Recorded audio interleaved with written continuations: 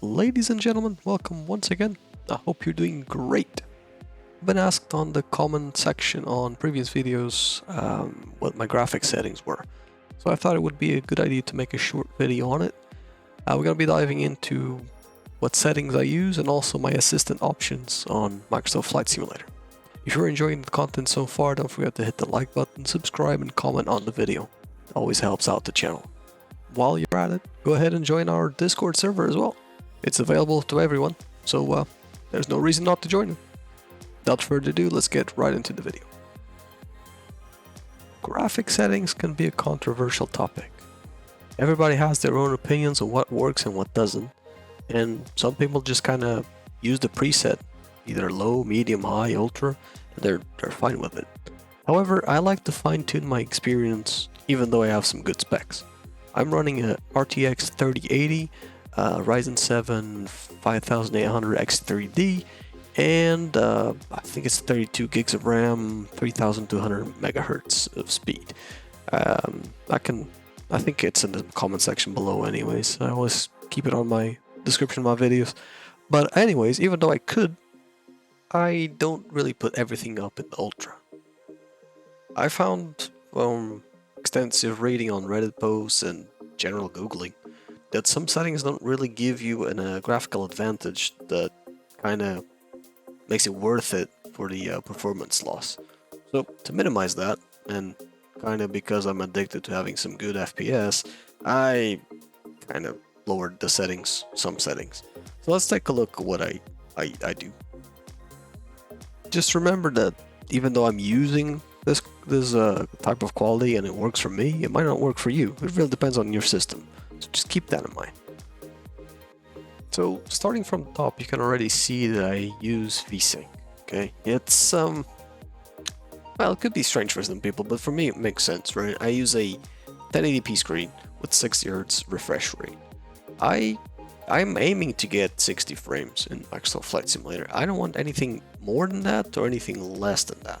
So if I can reach 60 frames, perfect. If I can't, well, at least my PC is trying to get there.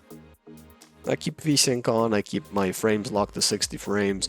It looks good, it looks smooth, and I personally use head tracking, so smooth rotation and smooth image is really important to me.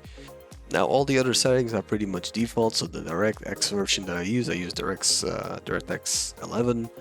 My global rendering quality is going to be custom because I changed some of the settings. Some of these are the terrain level of detail. I believe it comes default to 100. Well, since I could spare the extra frames, I did 150. It improves a bit of the terrain, especially when you're far. It really helps out. All the other stuff is on ultra, except the grass and bushes. There is not any real gain of getting the grass and the bushes on ultra quality. I could say the same thing about the trees, to be honest, but I don't know why I put it on ultra and it works okay, so that's fine. But there's not a big gain on the grass and bushes, and they look exactly the same on high and ultra to me, so I didn't want to waste any resources on that, so I put it on high. Object levels of detail, I also put 150, trying to push it a bit further, but not too much. I've seen people that edit their files to make it like 400, and it's crazy. It must be crazy on your machine. I don't know how they can handle it, but I can't and I won't. I want to keep my frames. Clouds, yeah, ultra, that's for sure. The texture resolution, I just bumped it to high. It really hogs performance, so just a notch down and it looks okay. The anisotropic filtering, if that's how you pronounce it, yeah, 16, that's okay. Everything else is pretty much in line with the ultra settings. The texture synthesis and the water waves, yeah, that's another one.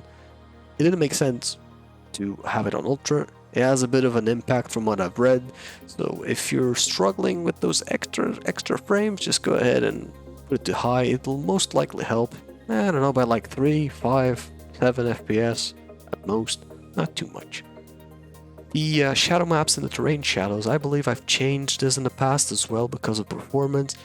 there was no difference whatsoever in the simulator for me, so I kept it there, and I believe I gained some frames when I did it. I don't know exactly how many frames, but I'm pretty sure I did. So just keep it at 1536 and 512. Then again, going to the contact shadows, windshield effects, ambient occlusion, those are all at high. The cube map reflections, 192. The ray march reflections at high, light shafts at high, bloom at on, and the depth of field at high. Now the motion blur and the lens correction, I turned that off. I hate motion blur in any game, any simulator. Don't give me motion blur, it makes me motion sick. I hate it. Always disable it. I think that's pretty much it for my graphics setting. I'm pretty sure I followed a FlightSimulatorBlog.com post from a while ago, so I'm gonna link that blog on the description so you guys can take a look. Most of the settings kind of line up with what I have, and I believe from what my memory tells me, I think I went there and I copied the settings and the performance was great, so I just kept it. Now moving on to my assistance options, I pretty much keep everything on hard. I like to simulate as much as I can, true to life kind of deal. However, due to me using a lot of different add-ons that are just simply not compatible with some of these settings, I changed a few of them. By default, when you use failure and damage on the hard setting, it enables the crash damage, the aircraft stress damage, the engine stress damage, and the icing effect. Well, some add-ons, like I've said, they're not really compatible with this, and as soon as you, I don't know, crack a window open when you're taxiing or with a bit of G's, the aircraft just crashes, and it's really annoying to be doing everything right and then get your flight ended by something so trivial. The only thing I keep on is the icing effect. Now I know this is a conflict with Phoenix. I haven't had the issue myself, but they recommend that you turn it off. If you have any issues with Phoenix, if you fly the Phoenix A320, just go ahead and turn that off as well. I keep it on, I never had any issues and I fly it regularly. Everything else is on hard except the user experience. I think when you set the user experience to hard, you still have the instrument heads-up display when you go on the outside, or the drone camera, not drone camera, the chase camera. And that is just horrible to me. So I have to turn that off. Okay, there's a lot of options that are turned on by default, even if you put it on hard, that are kind of not matching there. So yeah, turn off the instrument heads-up display on the chase cam, the cockpit cam. I also turn off the end flight when aircraft shuts down. So this window kind of pops up when you shut the engines down. It pops a window up saying like your flight report and stuff, and that kind of breaks my immersion a lot. So yeah, I turned that off. I believe I've given this tip as well on my top 5 realism tips for MSFS. So if you haven't checked that video out, go ahead. It's gonna be up in the screen.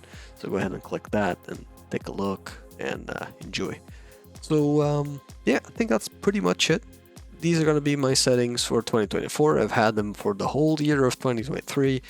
My hardware is the same. I'm going to keep it as it is. It's been running fine so far, so I'm not changing most likely anything. So yeah, I hope you enjoyed, and I hope I helped you out. So yeah, till the next one. Safe flights to everyone. See ya!